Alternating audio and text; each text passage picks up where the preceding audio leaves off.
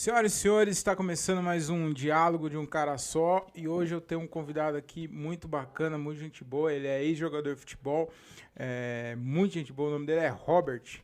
O Robert ele jogou em grandes times do futebol brasileiro, entre ele o meu time, o Santos Futebol Clube, jogou no Ô, Atlético Mineiro, São Caetano, disputou final de Libertadores com o São Caetano. E hoje ele oi. vai bater um papo comigo aqui. Espero que vocês curtam porque tá bem legal.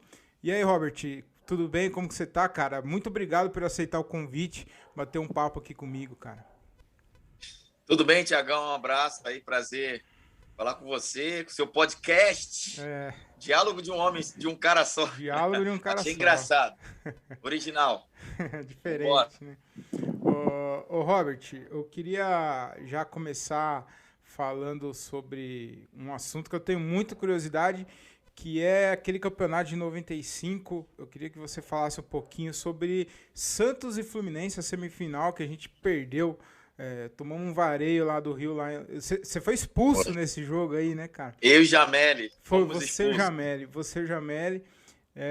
E aí, tipo, já tinha. A gente perdeu de 4-1 lá. E aqui a gente reverteu para um 5-2, cara. Eu queria que você falasse um pouquinho. E depois também a gente vai falar sobre a final contra o Botafogo. Mas eu queria que você falasse para mim especificamente um pouco sobre esse jogo. Como que foi tá nesse elenco aí. E depois de ter perdido de 4-1, a gente conseguiu reverter lá. Eu queria saber como que foi depois desse jogo aí. O que vocês falaram para o que o Cabralzinho falou, o treinador na época falou pro time pra gente conseguir virar esse jogo aí. Então, foi um jogo assim, muito complicado lá no Maracanã, porque até então a gente estava jogando de uma forma tranquila, mas sem colocar o nosso potencial todo, né, em campo. A gente meio que começou bem, acho que o Fluminense fez 1-0, depois a gente empatou, e aí depois o jogo meio que virou do avesso pra gente. O Fluminense conseguiu os gols, e depois na sequência foi expulso, o Jameli depois foi expulso, e foram momentos assim muito difíceis pra gente, tenso. Só que quando terminou o jogo, a gente sabia que a gente não tinha jogado nem metade do nosso potencial. E a gente, já no vestiário, lá no Maracanã, a gente tinha certeza absoluta que a gente poderia reverter a situação lá no Pacaembu. Mesmo com um placar tão elástico, seria uma tarefa árdua, mas a gente conseguiu mobilizar o grupo todo, o nosso grupo se mobilizou. E eu lembro que no ônibus o Giovani começou a falar que, ó, eu garanto 2 gols, né? 2 gols eu garanto, o jogo da volta e tal. E isso impactou o grupo. E E aí, ele fez os Camão do dois Caio, gols, cara. a Camão do Caio falou lá atrás, né? Eu faço um, vou fazer um. O Marcelo Passo, vou fazer um. Macedo, vou fazer um. Então, todo mundo que prometeu, cumpriu. Incrível isso. E logo em seguida surgiu a ideia de permanecer no gramado, né? No intervalo do jogo, porque a gente precisaria de no mínimo um gol, né? No primeiro tempo, ou 2 seria o ideal, Uhum. para ir para o intervalo com mais tranquilidade, com mais confiança. E a tarefa bem. Sim, a mais da metade da tarefa já cumprida. E a questão de ficar no campo, no intervalo, é para que o foco não caísse, né? A gente tinha medo de ir para o intervalo e o grupo dar aquela relaxada e a torcida, né? Enfim, até para a torcida do Santos não perder o foco. Uhum. E foi o que aconteceu, né? A gente conseguiu fazer os gols. Giovani com uma atuação espetacular. Ficamos no gramado, o nosso time ficou no gramado, a torcida cantou o tempo todo aqueles 12 minutos. E o Fluminense no vestiário. Lembra que até hoje o Vampeta conta essa experiência, né? O Vampeta O Vampeta, tava, né, o Vampeta no estava no Fluminense, Fluminense, novinho. verdade. E ele contando que ele foi pro vestiário, né? O Fluminense foi pro vestiário e lotado para Caimbu, né? Aquela vibe toda. E a torcida pulando, cantando no intervalo. E o pessoal do Fluminense lá no vestiário não entendeu nada. E o João Pedro perguntou, o fulano e tal, né? Perguntou pro massagista, o que tá acontecendo lá fora? E aí o massagista falou para eles assim, ó, o time do Santos não desceu o vestiário, tá esperando a gente até agora lá. Os caras ficaram assustados. E assim, caraca. E voltaram mais intimidados ainda. E o nosso time atropelou no segundo tempo. E mereceu. E fez um dos maiores jogos da história do Campeonato Brasileiro. Uma das maiores viradas. E uma das maiores atuações também do jogador, individualmente falando, né? Giovani. Claro que o time todo jogou bem. Mas Giovani realmente foi o jogo da vida dele pelo Santos. E aí a gente conseguiu fazer aquela construir uma história maravilhosa, né? Um jogo épico. Eu lembro que eu estava vendo o jogo do lado do Jameli e mais o supervisor, o seu Gaia, e muita gente chorando, se abraçando, todo mundo chorando, né? Tu olhava no alambrado, muita gente de criança até adulto, velho, tudo chorando, se abraçando. E a gente saiu correndo, entrei lá no campo com o Jameli, a gente abraçou nossos companheiros e foi uma emoção muito forte para quem presenciou e para quem viu, né? E até hoje quem vê assim, realmente não acredita do que aconteceu. É muito emocionante. Eu assisto os lances hoje e eu falo, mano, que jogo. Na verdade, eu era criança, mas eu era santista, mas eu não tinha essa vibração de... Foi depois desse jogo aí que eu falei, não, esse time aí é sensacional, cara. E eu vi meu pai, vou virar Santos de vez. Agora é Santos mesmo e, cara, foi um jogo, eu lembro como se fosse hoje. Depois teve a final e tal, aconteceu tudo aquilo, mas eu lembro que foi um jogo que me marcou bastante. Eu via meu pai comemorando, cara. Realmente é um jogo muito nostálgico. Você vê, eu tinha, eu acho que 6 ou 7 anos. Eu não lembro exatamente como foi o jogo, mas eu lembro desses dois jogos aí, contra o Fluminense e contra o Botafogo.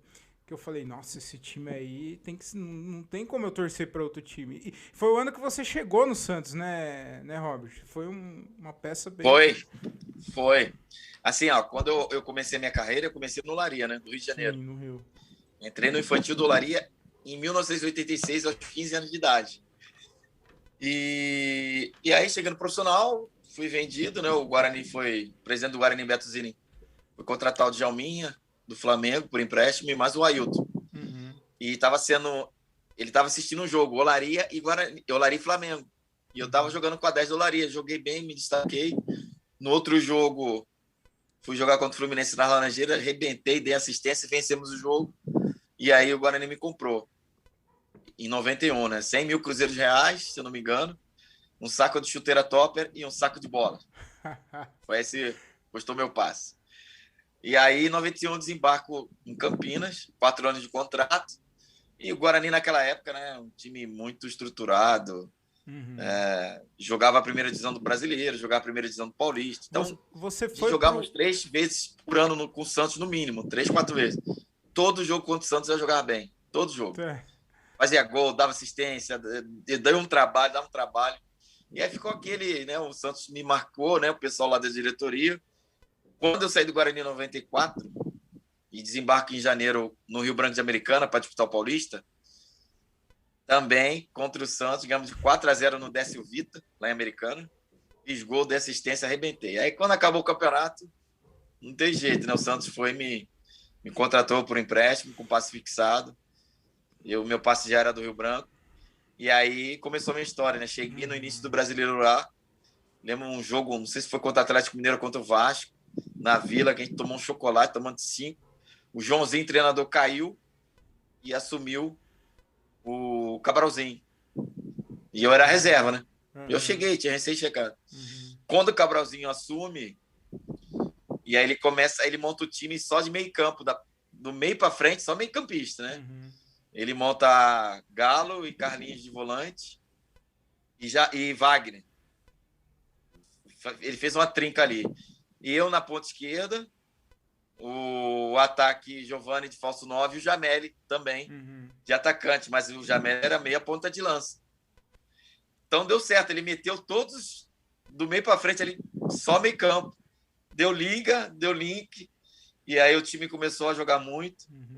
E também, lógico, a gente tinha mais 3 praticamente titulares ali no banco de reserva que vira e mexe entrava, era o Camanducaia, Marcelo Passos e o Macedo. Então, esses três sempre entravam, a maioria. Às vezes entrava o Wellington, né, um centroavante, mas geralmente esses três entravam. Então, deu certo e aí foi assim que o Santos de 95 foi construído ali. Ô, Robert, você jogou naquele time do Guarani com o Djalminha? Você jogou, cara? Puta. Ó, Tinha time do o Guarani tinha Luizão, não? Djalminha, eu, Djalminha, Edilson, tava no Tanabi. Pensa, aí depois, um ano depois, veio Amoroso, do Júnior já, Amoroso, Luizão, Adriano, que foi campeão do mundo, sub-20. Era um timaço, realmente o Guarani sempre montou um time competitivo. E, enfim, teve grandes times naquela década ali, naqueles anos 91, 92, 93, 94, principalmente. E eram jogadores importantes. Teve Sony Anderson, né? Anderson do Vasco, Tiba. O Anderson foi vendido para a França, para a Suíça, depois foi para a França, virou Sony Anderson, está morando até hoje lá, comentarista de TV. Tiba, que mais? Cacalo, centroavante, Vanderlei da Ferroviária, Edson Pezinho, tinha uma galera muito boa ali. Legal. Ô Robert, aí a gente ganhamos do Fluminense, e fomos para a final. Aí eu queria que você me contasse aí. Todo mundo já sabe o que aconteceu, a gente foi roubado lá, né, no Pacaembu. Mas eu queria que você me contasse como que foi depois o clima que tava lá, porque ali no vestiário, depois que a gente tinha perdido, vocês já sabiam que a gente tinha sido roubado ou demorou para chegar essa informação? E qual foi o sentimento lá de vocês lá no vestiário? Depois daquele feito, né, daquele jogo espetacular contra o Fluminense, que a gente conseguiu uma vitória épica no Pacaembu, a gente, né, criou confiança, né, criou mais segurança, confiança, sabendo que a gente poderia ganhar do Botafogo, porque na primeira fase toda do Brasileiro, o Botafogo foi a melhor equipe da competição, praticamente, né, era uma equipe bem, acho que era invicta, teve uma ou duas derrotas. E um dos times que venceu o Botafogo foi o Santos. A gente jogou muito na Vila Belmiro, o time do Botafogo com Túlio, o Pantera, Gotardo, Gonçalves, o Wagner goleiro, o Sérgio Manuel, o Beto. Era um timaço. E o Paulo Tuori treinador, né? E a gente conseguiu ganhar deles de 3-1 na Vila e, lógico, foi para a final com o Botafogo.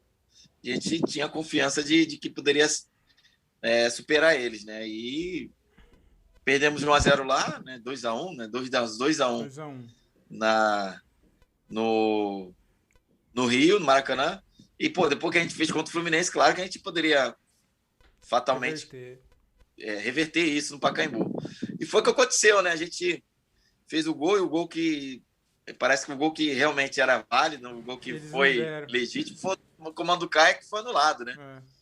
O Marcelo, o juiz, o Márcio Rezende Freitas, ele estava mal posicionado, o Bandeirinha não deu nada, o Bandeirinha estava na linha da zaga, o Márcio Rezende na frente do batedor nosso, a bola foi na área, o Comando do Caio fez o gol, e ele chamou para si a responsabilidade de anular o gol.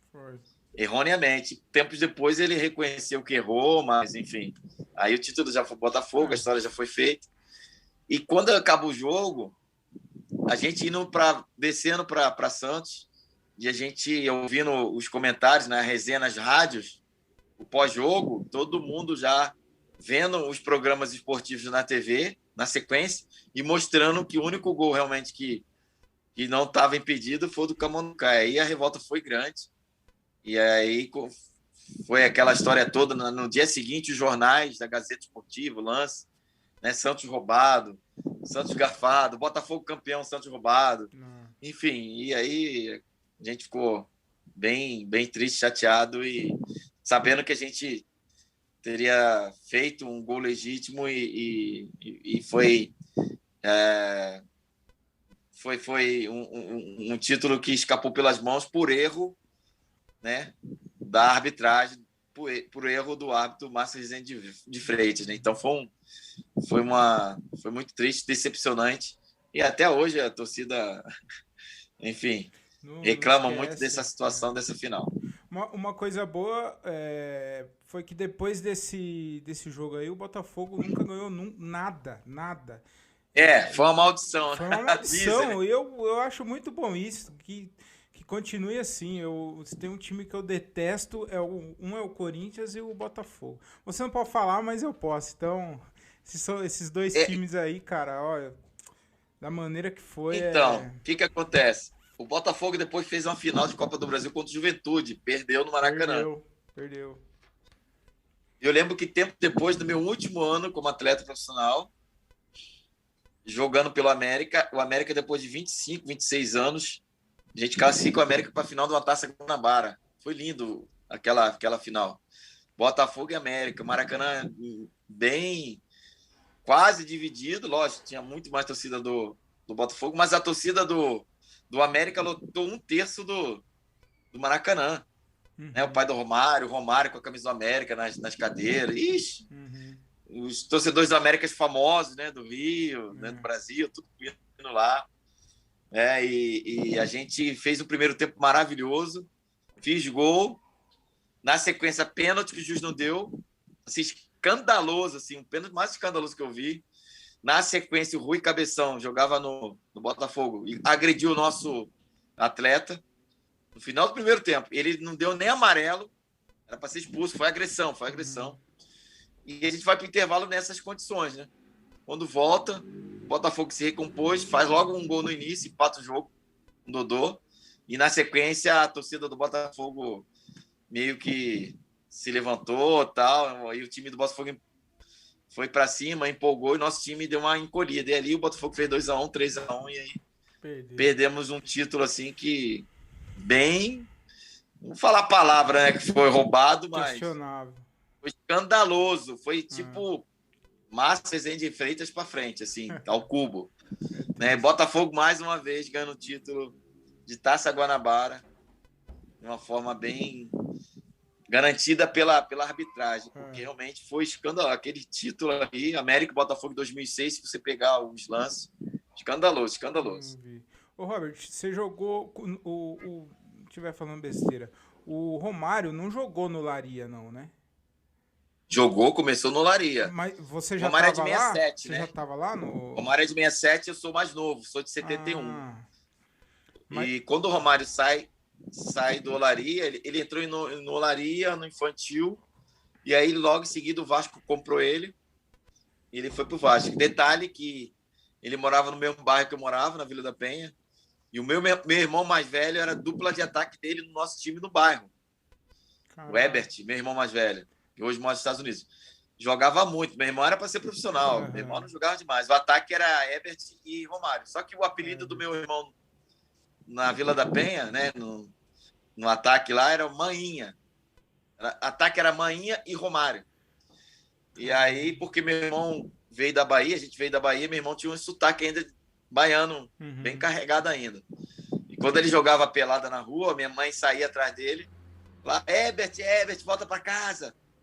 Ele falava, já volto, Maninha, vou voltar, Maninha. Aí todo mundo assim, né, os carioca, os moleques, Maninha, aí a gente começou a chamar de Maninha.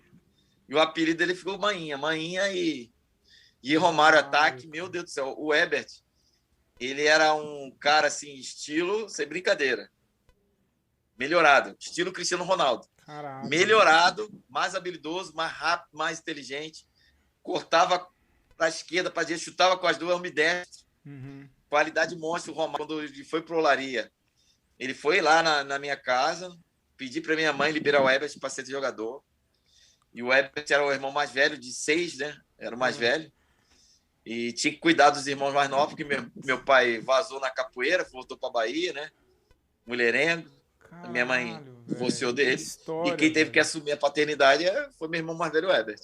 Viu? Mas e aí, depois de muito tempo, como foi essa conversa aí? Tipo, se ela soubesse que o Romário teria pedido pro irmão dela, pro filho dela deixar ele jogar, eu tenho certeza, se ela soubesse quem seria o Romário, ela ia deixar. Quem seria? Né? Cara, o Ebert tem muito potencial, tanto é que depois ele se anulou praticamente para para que eu fosse atleta profissional. Meus irmãos todos jogavam, mas assim, quem tinha mais jeito de jogar profissionalmente era o Herbert, mais velho, eu, e o Tinho, né, o mais novinho, que jogou no Gama, jogou no Madureira, já, enfim, mas não conseguiu firmar como atleta, né? Profissional, mas joga muito também, um baixinho, um atacante muito bom. E o Herbert, quando virou sargento da aeronáutica, ele sempre jogava bola em tudo quanto é lugar, né? Ele jogou na seleção da aeronáutica por quase 8 anos. Ele é titular absoluto, ele é famoso lá. Tanto é que quando eu virei profissional famoso, todo mundo na aeronáutica no Brasil sabia que o Herbert era o irmão do Robert do Santos, seleção brasileira e tal. E foi difícil meu irmão pedir baixa da aeronáutica, né? Porque ele teria que sair da seleção da aeronáutica. Então ele era o cara mais top da aeronáutica ali, da seleção. E, enfim, ele foi um cara que, pô, com certeza ele ia jogar em Europa. Ele era demais. Que história, hein, Robert? Interessantíssimo. Eu queria saber de você, como que foi, você pode falar um pouquinho aí antes do Romário virar quem ele era, e depois que você jogou com ele já no finalzinho de carreira, eu queria saber como que era. A seleção brasileira, joguei com o Romário na seleção. Você jogou na seleção também? Com ele? Joguei na seleção. 96? 96? 2001. 2001 foi convocado para a seleção o tempo todo lá, o ano todo. E eu peguei o Romário na seleção, né? Em 96 você não foi convocado? Em 95 e 96 você não foi convocado? Eu fui convocado para a seleção paulista em 96. Eu confundi então. Seleção carioca em 90. Uhum. Seleção paulista em 96. Seleção mineira em 99. Seleção brasileira foi em 2001. 2001. Né? Antes de 2002 ali, o ano todo, amistosos, eliminatórias da Copa do Mundo, convocado para a Copa das Confederações, Brasil, Japão, Coreia. E o Romário estava nessa. Enfim, aí tive o privilégio, a honra de ter jogado com ele na seleção. Depois joguei com ele no showball, né? Jogando pela América. Cara, aí já... Foi legal pra caramba. Queria que você falasse como que é jogar. Eu não preciso nem questionar mais. Eu acho que o maior cara que você jogou, então, foi o Romário, assim, chutando aqui. Cara, assim, eu fui pra seleção brasileira, né, Thiago? Em 2001. Uhum. Na primeira convocação, né, amistosos contra o México e contra os Estados Unidos. O primeiro jogo foi lá no Rose Bowl, na Califórnia. Eu entrei no finalzinho, mas nem toquei na bola. E aí viajamos para o México, jogar contra o México, se eu não me engano, foi no Azteca, lotado. E eu lembro quando eu cheguei nos Estados Unidos, a seleção convocada, o Leão me convocou, sentado na mesa, do lado do rival, do outro lado do Romário, né? Roberto Carlos, Cafu, aquela galera toda, caraca. E joguei com o Romário, com o rival, Ronaldinho Gaúcho. Nossa. É complicado se falar aqui. Mano. Tive esse privilégio. Mas o Romário é um dos maiores atacantes que eu joguei, né? Dei um espaço para ele lá na seleção, quase que ele faz. Não tive o privilégio dele fazer gol com um passe meu, mas joguei com ele na seleção, foi maravilhoso. O cara era monstro, né? Rival também. Ronaldinho Gaúcho joguei no Grêmio e na seleção também, então tive assim, essa honra, esse privilégio de ter jogado com grandes lendas do futebol brasileiro e mundial. Ô Robert, você falou uma lista aí de só fera só. E se eu não me engano, você chegou a jogar com o Viola ou não? Sim, no Santos. Cara, Viola, Marcelinho, Edmundo. Aquele time. E a gente não ganhou nada. Já falei, Edilson, Giovani, Marcos Assunção, o Wagner, que para mim era um dos maiores volantes que eu joguei na vida. O Bideste jogou, depois foi para Roma, campeão italiano. O nosso Wagner foi vice-campeão brasileiro, né? Campeão do Rio São Paulo 97. Foi pro Celta de Vigo também, é ídolo lá. E é de Londrina, mora em Londrina. Então eu joguei com grandes jogadores, assim, tanto em clubes como seleção. Aí, São Paulista eu joguei com o Miller, Dilson, aquele time todo do Palmeiras. E joguei com todos na seleção paulista e o Luxemburgo era o treinador da seleção. Tive essa honra, esse privilégio. Que legal. Ô Robert, o que eu queria perguntar é o seguinte, porque eu olhando assim, eu sou leigo, né? Eu gosto muito de futebol, mas eu não sou um especialista em futebol. Mas eu sinto falta de centroavante, assim, sabe? Esses centroavantes, assim, matador, jogador de área mesmo, que decide, que Aham. define. Hoje a gente não tem mais esse tipo de jogador. E eu sempre questiono aqui nos rachão, trocando ideia com meus amigos. Você acha que o esquema tático hoje, o futebol evoluiu e aí como ele modernizou, como o futebol de hoje está um futebol moderno, você acha que matou esse tipo de jogador? Não, não matou, não. Existe ainda, existe esse jogador. Só que ele tem que se adaptar, né? Hoje não dá para ficar paradão ali, É. recebendo bola e finalizando, né? Não existe isso mais no futebol mundial. Uhum. Os centroavantes de áreas tiveram que se adaptar, igual o Pedro, enfim. Firmino. Firmino é um cara que pode jogar de centroavante de área, mas ele não fica ali na área, ele sai. Aquilo que o Evaí fazia nos anos 90, os caras estão fazendo hoje. Uhum. Sair ali, entre os dois pontos, em facão, e o cara enfia a bola. Ao mesmo tempo que vai ter a oportunidade, durante o jogo todo, desse, né, centroavante entrar na área, né, finalizar, escorar uma bola. Então, não tem mais o centroavante paradão. O centroavante tem que se moldar às exigências do futebol moderno, que é de dinâmica, de falso 9 e dois pontos, né? Aqueles pontos antigamente que tinham, voltaram. Só que os pontos, mais do que marcar a lateral, tem que compor o meio campo, tem que fazer várias funções. Hoje se corre mais, tem mais intensidade no jogo. E existe esse centroavante, só que ele virou um falso 9, né? Uhum. Não, senão você perde um cara na marcação. Então, cara, se de 11, se um não marcar, faz muita diferença no futebol hoje, né? Então, por isso que o Rogério reclama, não dá para jogar Gabigol e Pedro, não dá para jogar não sei quem, porque o cara, se ele não fizer essa função defensiva, o time vai sofrer. Então, enfim, existe esse centroavante, só que não é mais o pirulão lá, né, na frente. Lá.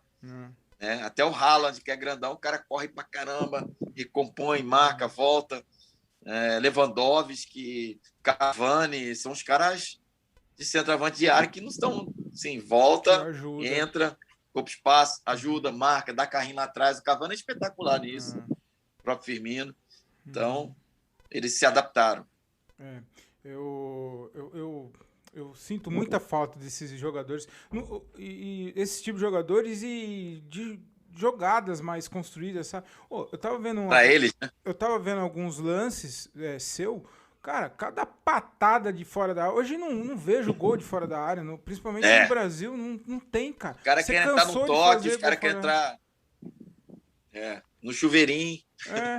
Aí, cara, é difícil. Mas dá pra entender também, né? Que as coisas mudou, o futebol mudou, né? Então.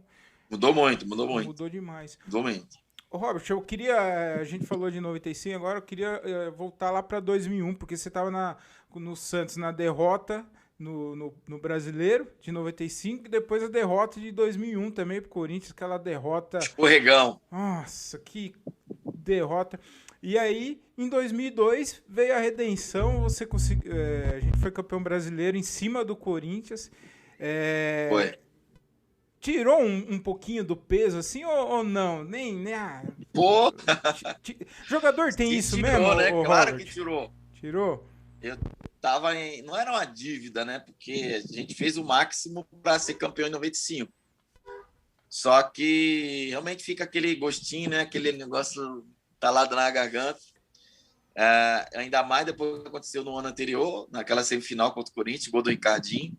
Fatalmente o vencedor desse jogo seria o campeão, com todo respeito a Botafogo de Ribeirão Preto e Ponte Preta, que estavam fazendo a outra semifinal. Mas aquele título assim, aquela vitória escorreu pelas mãos e doeu muito, né? E aí, 2002 é aquela história, né? A gente sabe, nosso time muito bom, muitos jogadores fora de série, craque.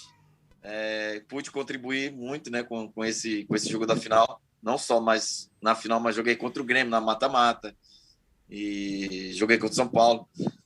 Enfim, e aí aquela oportunidade era única, assim, de maior rival do Santos, com aquela semifinal anterior entalada na garganta. o Santos já tinha ganho uma final de Campeonato Paulista contra o Corinthians. Nos anos 80, 70 ali, o Sérgio Chapa, 84, né? 84, isso. Pô, lotado, Morumbi, né? Primeiro brasileiro que a gente poderia vencer, né? Nos moldes, né? Do brasileiro moderno, né? Que o Santos já ganhou vários brasileiros que se chamava Roberto Gomes Pedrosa. Mas contra o maior rival, Robinho, Diego, a geração do Menino da Vila, né? Então, todo um cenário apoteótico hollywoodiano, né? Fosse escolher, entrevistasse 100 torcedores, eles iam querer. Quem que você quer que o Santos faça o final de brasileiro e vença os 2 jogos? É Corinthians, né? O Morumbi lotado, torcida do Santos dividindo o Morumbi. Eu lembro que a gente foi cantar o hino antes do segundo jogo.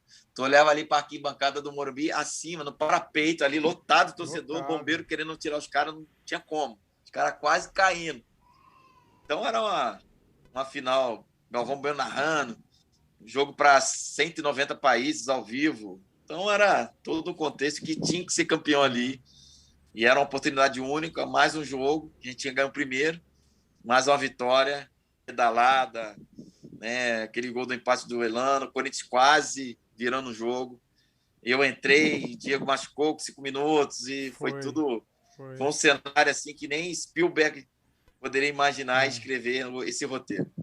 E esse jogo foi bastante interessante. Cara, eu lembro muito do momento que o Diego se machucou, mas só que em momento nenhum eu fiquei preocupado, porque eu tinha alguma coisa ali que dizia que a gente ia ganhar essa porra, porque... verdade. E você... A sensação era essa mesmo. Você vinha sempre entrando também. Vários jogos você estava entrando. E eu falei, não, mas o Robert também vai entrar. O meu único medo, eu vou ser bem sincero aqui, você era um cara muito ofensivo, né? Então eu falei, mas o Diego também era, então... Mas aí Só que eu ainda marcava, ainda compunha mais do que o Diego, eu era mais tático que o Diego. E até os caras do Corinthians na época, quando o Diego machucou, quando eles viram que eu entrei, tendo o movimento do Kleber, do Vampiro, do próprio Parreira, falou, cara, o Robert entrou e nosso time achava uma coisa, mas piorou o negócio. Porque eu segurei mais a bola, eu cadenciei o time, acelerava quando tinha que acelerar, segurava quando tinha que segurar, bati bastante escanteios, armei o time, segurei. Aquela bola da pedalada, quem roubou fui eu. Que rouba a bola, toca no Léo, o Léo toca no Robinho, o Robinho começa a pedalada. Então, esses detalhes assim do jogo, e todo mundo entendeu que eu contribuí bem. E o próprio time do Corinthians falou, cara, aqui entrou o Robert, ferrou. Então, assim, foi legal, assim, sabe? Todo mundo jogou muito bem. Assim, uma atuação histórica do Robinho, Fábio Costa, o Léo, Elano, Renatinho, todo mundo, assim, sabe? O Alex, o André Luiz jogaram muito, o Maurinho jogou muito. Quem entrou, jogou muito. Então, o próprio William, que entrou no lugar do Alberto, né? Então, foi uma vitória, assim, bem histórica, épica. Foi uma mudança de chave, né? Foi. Na vida do Santos. E foi muito legal. E você era muito... Você ainda joga bola ainda, Robert? Tá fininho, cara. Joga, de vez em quando joga. Quando o joelho tá bom, dou uma mancadinha de vez em quando, mas dá pra jogar. Porque você era bem rápido, cara. Tem um gol... Cara, era muito rápido. Você era rápido, cara. Tem um gol que você fez... agora eu não vou lembrar a data. Eu acho que foi em 95. Você pega contra o Rio Branco. 7 de março de 1996, Campeonato Paulista, Santos e Rio Branco. Foi 4x1 a gente. 4x2, 4x1. Todo mundo fala daquele gol do Neymar lá, contra o Inter, que ele pega a bola e vai driblando na Libertadores, mas você fez um gol muito parecido. Você pegou a bola lá atrás, pra trás do meio de campo. Na lama. O Neymar pegou a Vila Belmiro moderna. No tapete. Tapete e tal, bola nova, levinha, chuteirinha leve. Eu peguei na lama, 45 do segundo tempo. E foi parar no final do jogo, enlameada Vila Belmiro e liguei o turbo. Foi um golaço, cara, um golaço. Mas voltando em 2002, eu lembro muito de você porque você tava naquele elenco de 95, você tava no elenco de 2001, que a gente perdeu no último minuto, Então, se tem um cara ali naquele elenco ali que merecia esse título aí, era você, porque você penou também pra Verdade. ganhar esse brasileiro, né, cara? Meu Deus do céu, fala sério, mano. Sofri pra caramba, perdi meus cabelos todinho, enfim. E aí consegui, né? Deus me deu essa graça de conseguir estar em 2002, o cara de 95, o único elo perdido. Uhum. E aí ligava 95 a 2002 e no final do jogo eu chorando, dedicando o título aos meus companheiros de 95. Sim. Ô Robert, tem alguma coisa assim, não sei, uma curiosidade, porque eu vejo hoje nos jogadores de hoje, parece que não tem o mesmo brilho assim da era de 80 e 90, sabe? Antes parecia que os jogadores, eles tinham uma intimidade, uma intimidade maior com o clube, com a torcida. Hoje parece que, sabe, hoje eu tô jogando aqui, também, tipo, não tem problema nenhum também, né, em ser assim, mas eu sinto que hoje o jogador, ele não tem muito amor à camisa, né? E aí eu queria saber se na sua época era assim realmente, e pra você, como que foi jogar no Santos, assim, se o Santos tem esse peso, essa de história e tal, se o jogador sente isso, fala, não, vou jogar num dos maiores clubes do mundo e tal, ou não, é só mais um clube que você tava indo e Não, não pô, sente, não. é um time grande, time de pressão, time do Pelé, o time mais conhecido do futebol brasileiro no mundo, mais conhecido na América do Sul do mundo, e um dos mais conhecidos do mundo, assim. Santos vai para a China, Japão, vai para Europa. Todo mundo conhece, né? Santos, porque né, aquele time dos anos 60 que encantou o mundo e tem uma história rica em 50, anos 40, 50, enfim. E aí, pô, é uma pressão muito grande, ainda mais anos 90, quando eu cheguei, e sem títulos, sem estrutura, mas uma camisa pesada com a torcida. E era pesado, era pressão jogar no Santos, porque, rapaz, a Vila Belmiro, aquele alambrado ali, era ali aquela ala direita, ala esquerda, era cemitério de lateral direito, cemitério de lateral, que o Diga Baiano, o Rubens Cardoso sofreu, Eduardo Neri, Gustavo Neri, cara, muito lateral, Piá teve um jogo que vaiaram o Piá assim, no primeiro Muito tempo, o treinador pertinho. teve que tirar ele. Piá do Flamengo, que foi campeão brasileiro no Flamengo, jogando muito. Então, cara, era uma pressão muito grande, né? Mas aí eu cheguei já com aquela campanha em 95, já peguei moral com a torcida, já tinha mais moral para errar, né? Sim, tinha que ter paciência. Jogadores que jogasse bem, a torcida já caía no gosto do torcedor e a torcida tinha paciência, né? Pro erro. Jogador assim que mostrou nada e já começa a errar, o cara tinha que ter muita personalidade para aguentar aquela vaia, aquela pressão. E né, o Santos de Pelé, né? Se jogar com a camisa que o Pelé jogou, meu Deus do céu, uma pressão muito grande, né? E assim, você comentando sobre essa geração de hoje, realmente não tem amor à camisa, é complicado, é outra geração, é outro entendimento, né? Até fisicamente falando, fisiologicamente falando. A gente não tinha rede social, a gente se alimentava muito bem, treinava muito forte, a gente fazia uma base, uma pré-temporada fortíssima no início do ano. Aguentava jogo quarto domingo, ninguém queria sair. Né? Ficava 10 jogos, tô com dodói, tem que poupar jogador. Na nossa época, a fisiologia era outra, o músculo era outro, porque a gente brincava na rua, a gente, sabe, dormia bem, assim, não perdia a noite de sono, como os jogadores atuais perdem, rede social, má alimentação, muito fast food. Então, outro atleta que chegava no profissional, sabe? Então, a gente aguentava jogo quarto domingo o ano todo. Ninguém queria perder lugar, porque era muito jogador bom em todos os clubes. E a gente, tô cansado, quero ser poupado. Aí entrava o reserva lá, ficava, jogava, titular, perdia a posição. Então, cara, hoje não. Hoje é outra geração, não tem muita resistência para frustração. A resistência é mínima para frustração na geração de hoje. O cara sofre uma falta, já quer cair, levantar rápido para brigar. Eu apanhava pra caramba. Eu pegava pitbull ali aqueles volantes pitbull, raiz, rapaz, batia na gente, caía, levantava, ia pro jogo, depois ia pegar o cara numa jogada, não é sair para brigar com o cara. Hoje o cara cai, já quer levantar e não aguenta uma falta, não aguenta a faltinha, não aguenta uma frustração.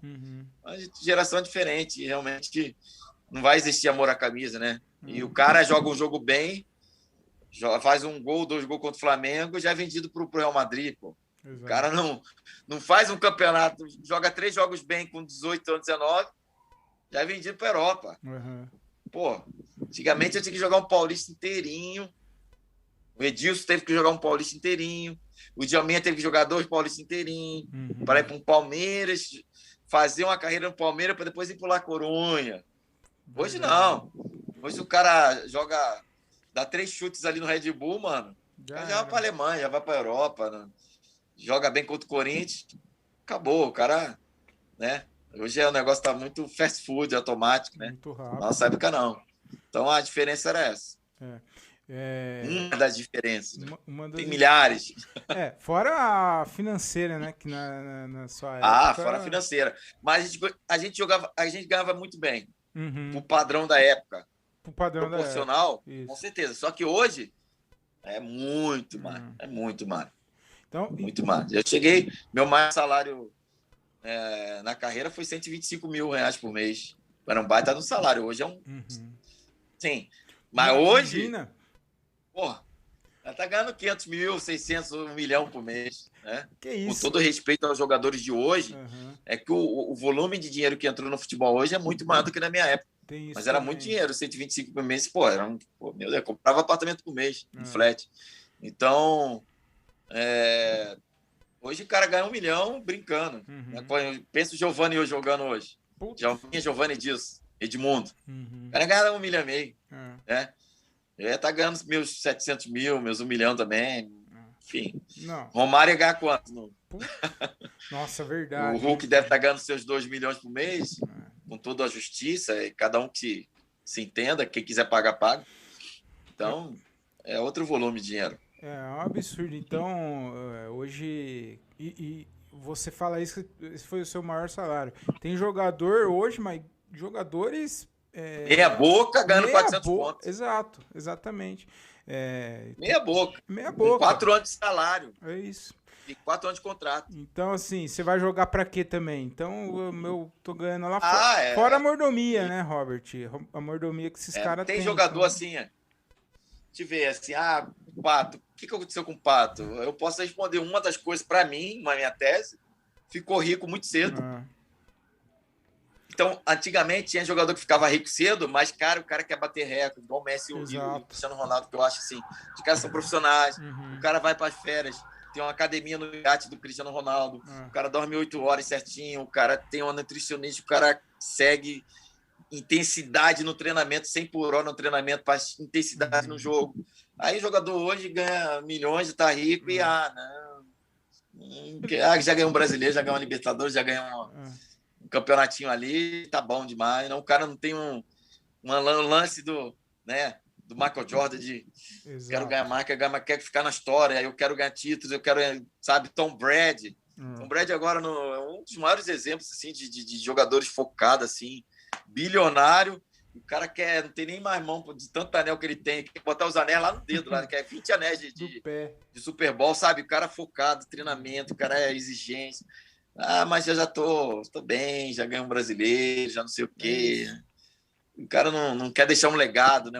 Não quer firmar na história, não quer ganhar. O Messi quer ganhar 10 bolas de ouro, né? O Cristiano Ronaldo. Então, sabe, aquela gana. Então, a gente não vê pouco isso na geração de hoje do futebol brasileiro e jogador brasileiro de seleção brasileira também. Exato. Não quer, né, aquela coisa de competição, de estar sempre ganhando, vencendo e deixar um legado no esporte. Eu acho, você citou o Pato aí, o Pato, eu acho que ele, quando ele saiu daqui para jogar no Milan, eu achei que ele seria, não só eu, mas muita gente falava que ele seria um dos melhores do mundo e tal. E ele é o verdade. tipo do cara que não gosta de fazer o que ele faz, de jogar bola, o que aparenta, assim, né? Eu não conheço e tal. Mas, e é o que falta para outros jogadores também. Até Já é a geração, né? a Já é essa geração. geração que A eu tinha geração. comentado com você. É.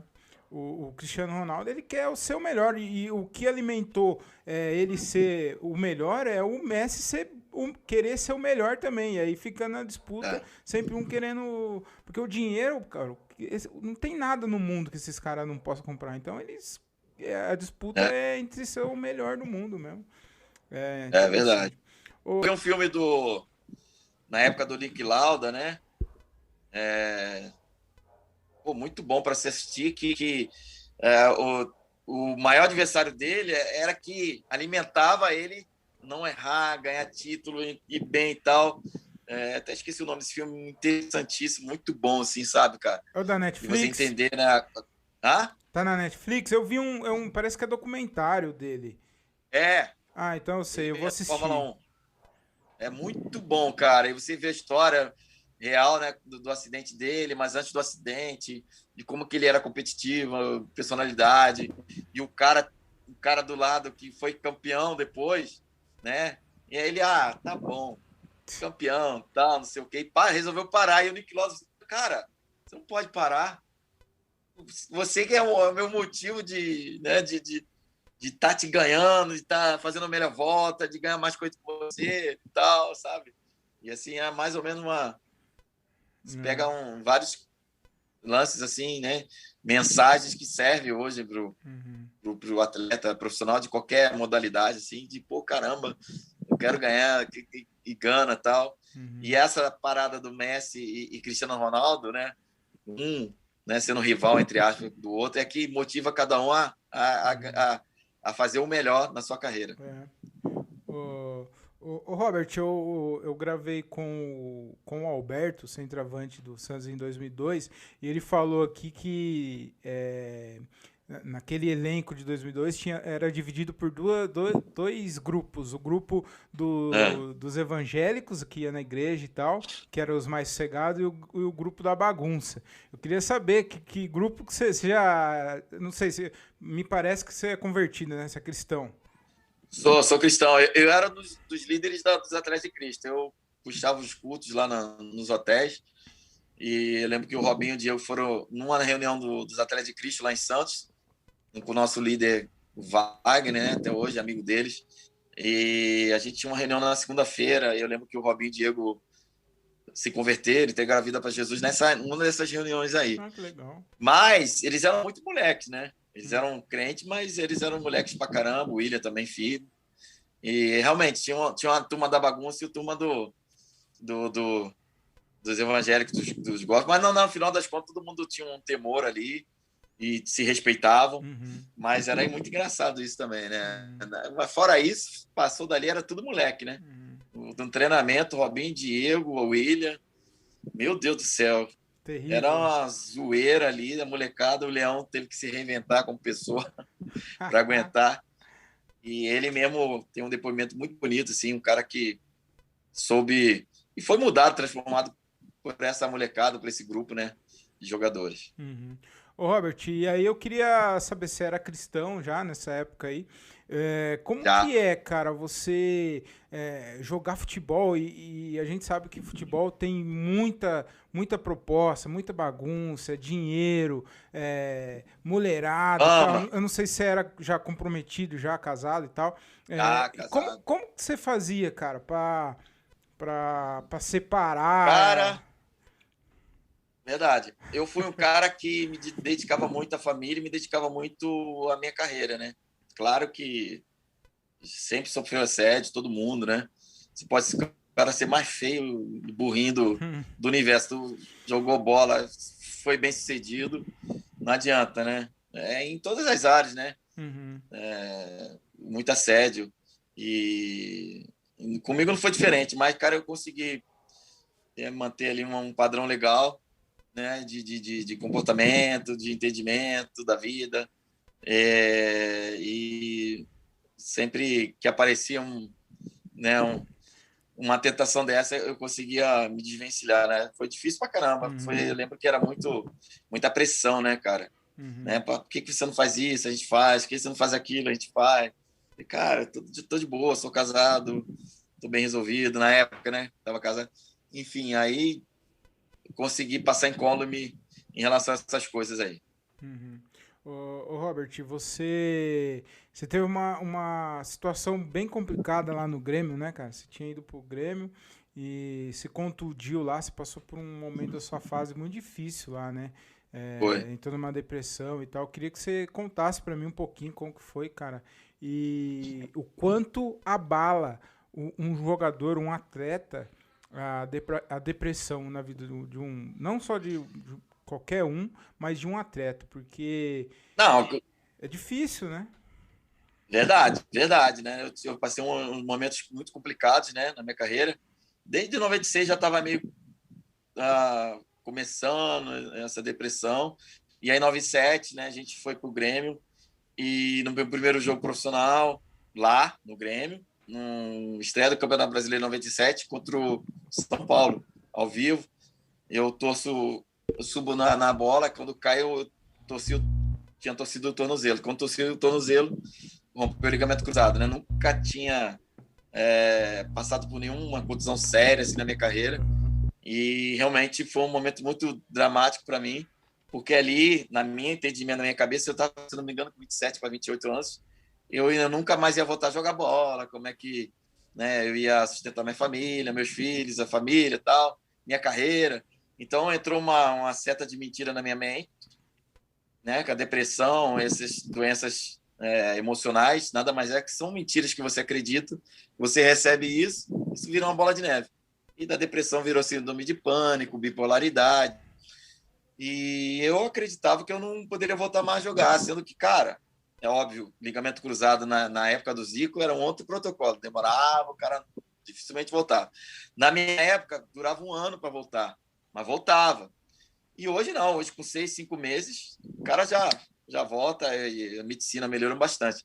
Na minha época, no meu entendimento, eu não ia voltar mais, né? E aquilo entrou como uma mentira e aquilo foi piorando, foi um caso muito grave.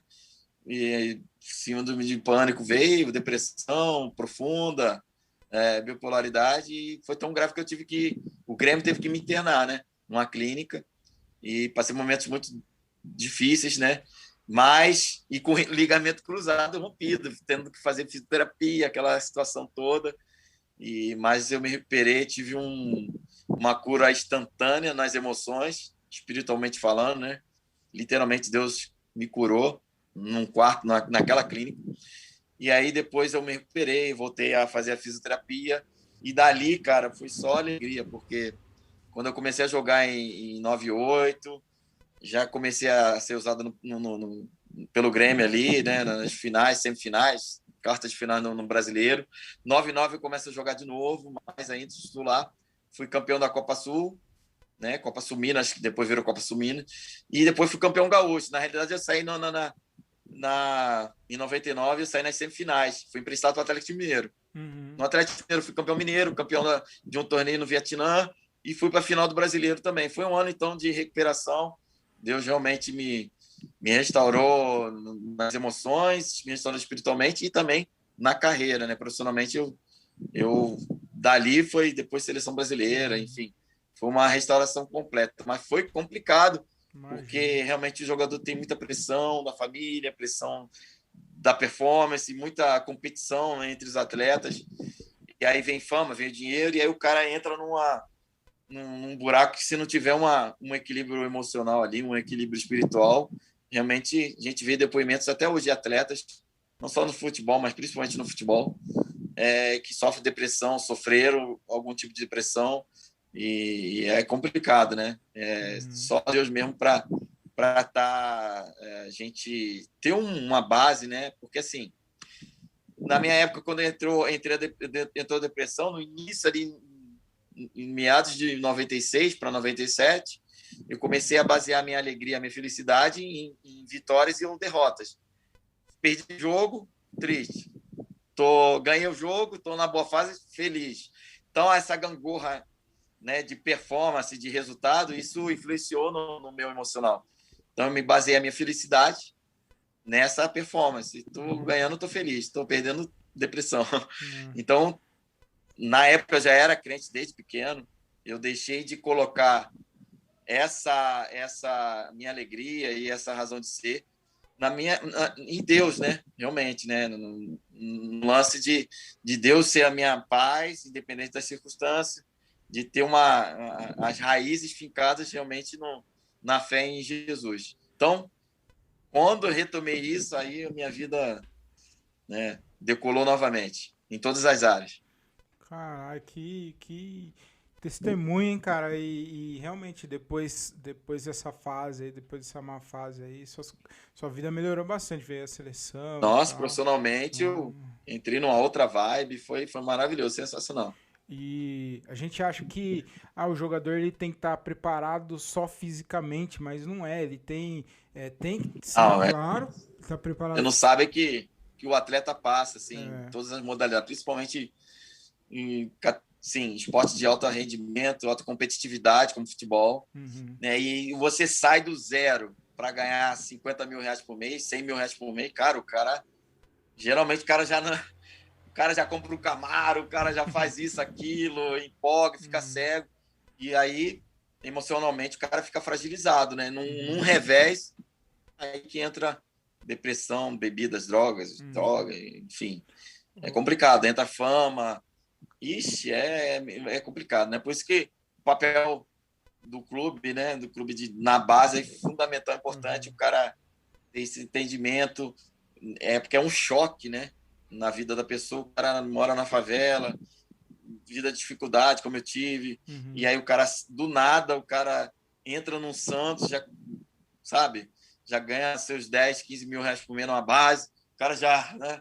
E daqui a pouco o cara dá um chute num profissional, começa a ganhar aparecer no profissional, aí renova o contrato para ganhar 150, 200, 300 mil reais, e o cara entra em parafuso, se o cara não tiver, né, uma estrutura. Então, trabalho assim espiritual é importante, assistência social também nos clubes, principalmente espiritual é fundamental para o cara ter um equilíbrio e não se perder na vida, né? uhum. Ô, Robert, você falou aí o cara começa a ganhar muita grana e tal, fica um pouco vislumbrado e tal. Você teve esse momento, sim, de achar. Tive, Teve? É.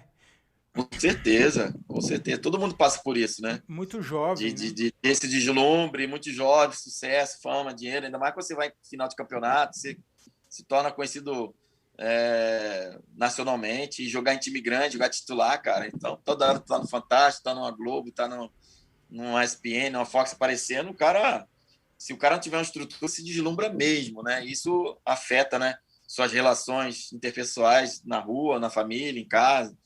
Tu sai na rua, acha que é o cara, pode Uhum, tudo. Então, nossa, se o cara não tiver uma estrutura espiritual, né, bem sólida e emocional também, independente da religião, o cara faz muita besteira na vida e isso influencia no seu rendimento dentro de campo. uhum.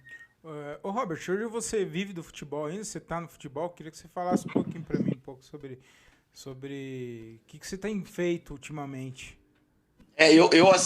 Eu apresento o programa de esportes aqui em Campo Grande, Mato Grosso do Sul, o Bola Maneira Esporte, né? Estou há 7 meses apresentando na rede Super MS, né? Uma TV aqui da NET, né? Uma TV muito conceituada.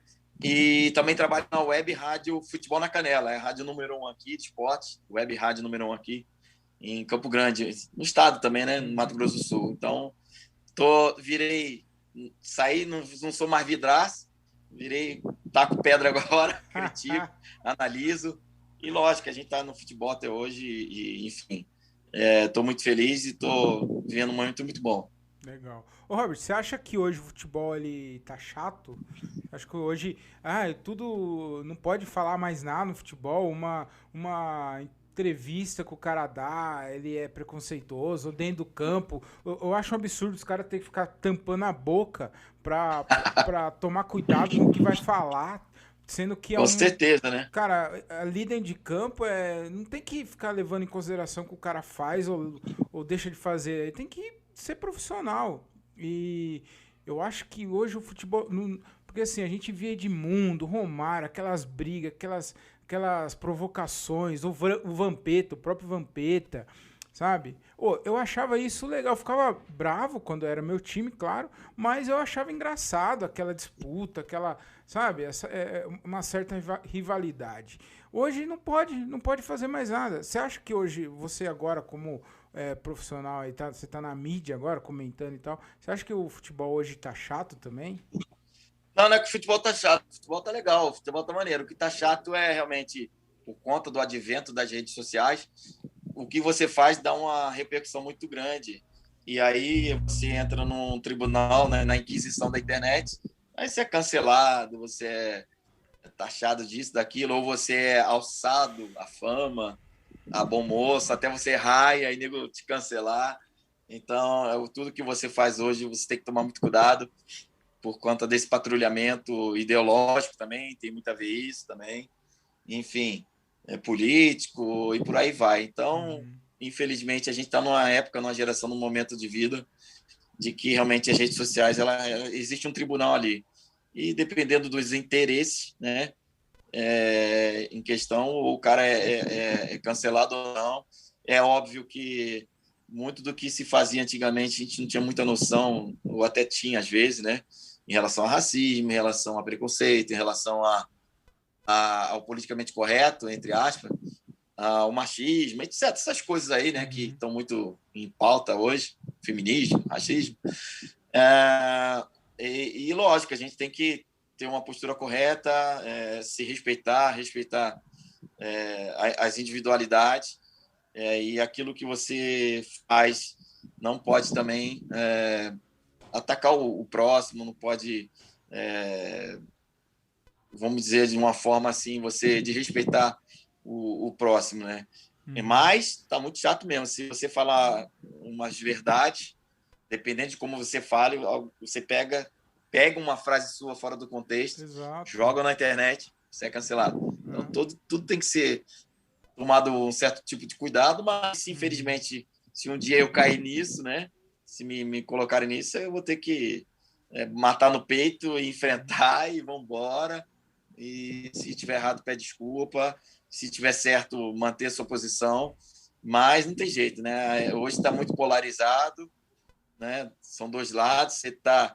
Você não pode colocar sua opinião política, você não pode colocar sua opinião em relação ao futebol, e dependendo da sua opinião, você é massacrado na internet. Mas a vida não é só a internet, né? A vida é o dia a dia.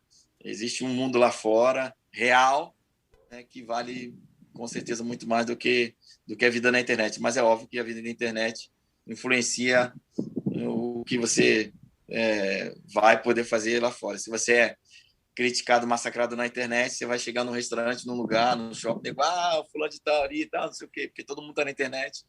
Então,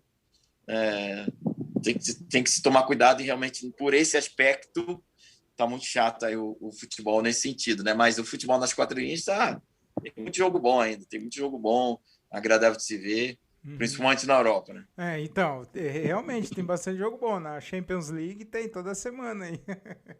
Pô, brincadeira, bom demais. Ô Robert, a gente já tá encaminhando aqui pra reta final. Eu queria que você falasse pra mim qual foi o gol mais bonito seu. Eu chuto que foi aquele contra o Rio Branco. E eu queria qual foi. A gente falou de alguns momentos seus aí. Eu queria que você falasse pra mim qual foi a derrota que você mais sentiu e qual foi a sua maior conquista no futebol. Cara, o gol mais bonito, eu fiz muitos gols bonitos, cara. Aquele realmente é um gol impressionante, né? Pela arrancada, pela placa que eu tenho, Pelé comentando também. Tem uma placa na Vila Belmiro. Enfim, foi o gol mais bonito. Um dos momentos mais decepcionantes para mim, cara, assim, tirando a contusão, são as derrotas do brasileiro, né? Brasileiro 95 e também Brasileiros 99, jogando pelo Atlético Mineiro contra o Corinthians. E a Libertadores de São Caetano, que realmente aquele título escorregou pelas mãos assim por pouco, assim, foi uma lástima a gente perder aquele título. Eu estava emprestado do Santos para o São Caetano em 2002, antes do Brasileiro. E assim foram esses momentos ruins, assim, né? Vamos dizer assim, né? E os melhores momentos foram os títulos que eu disputei, que eu ganhei. Claro, 2012 tem uma importância muito grande, mas também minha convocação para a seleção brasileira foi um momento muito, muito, muito mágico na minha vida. Eu acho que é o ápice do jogador é a seleção brasileira, né? Eu queria também, Com certeza. É sem uma querer, marca, né, que você leva a vida toda.